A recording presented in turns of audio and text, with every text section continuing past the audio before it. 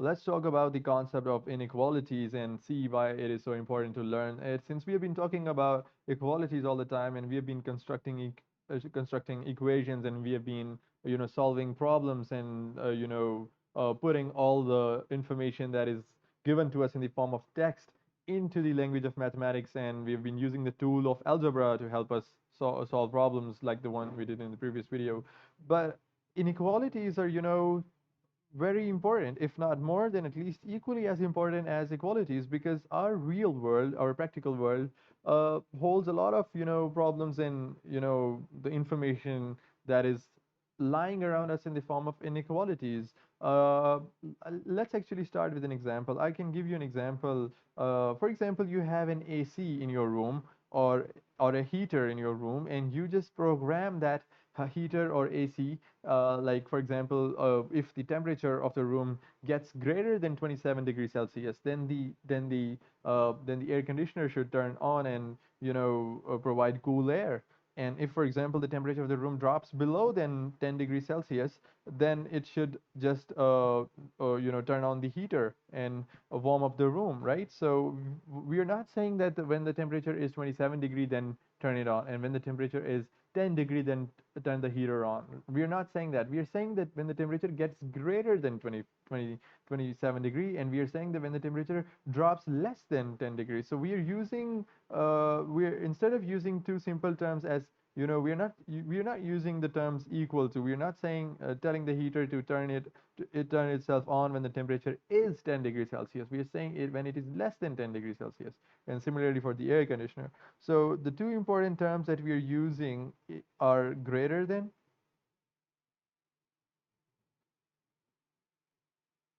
and less than, right? So this is a very typical example of, inequalities existing in our practical and everyday life, and there could be a lot of examples I could be giving you.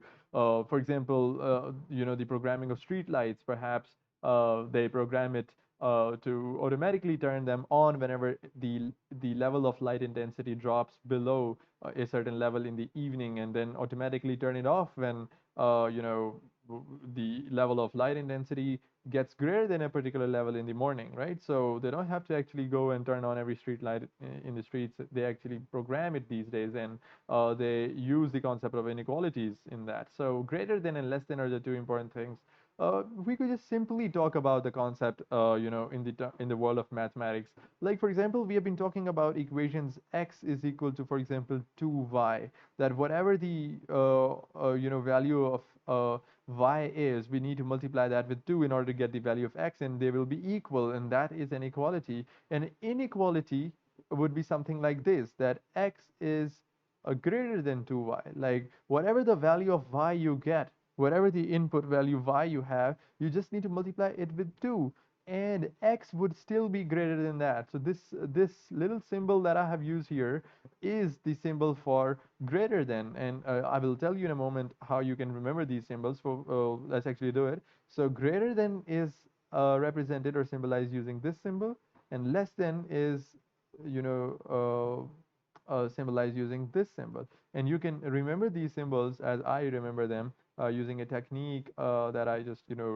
learned right when I just got to know about them. This symbol here could actually be used to remember this letter G, and this symbol over here could be used to remember this letter L. Well, simply because this, if you just tilt this a little, it can look like an L, right? If you just rotate it a little like this, and then further like this, it can look like an L.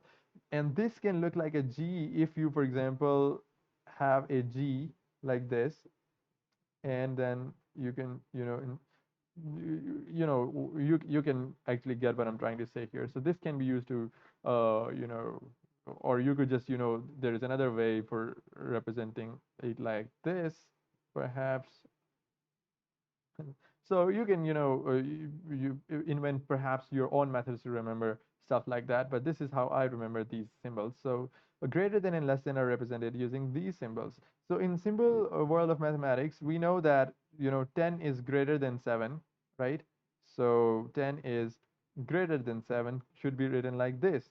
And we know, like, I don't mean to sound like like Messi is greater than Ronaldo, although it's true, but I'm not really, uh, getting uh, into that debate right now. But this is just an example that 10 is greater than 7, so it is written like this, and 10 is equal to 10 should be written like this, and 7 is less than 10 should be written like this. So this is a simple example to show how uh, you know uh, we use these symbols in order to relate to values in mathematics, right? And there is another addition to that. If, for example, we program the heater to turn itself on whenever the temperature drops less than 10 or equal to 10, whenever the temperature is 10 or less than 10, then we use this symbol. So this is the symbol for less than, but we just, add a little dash underneath it in order to say it is or less, equal or less, both.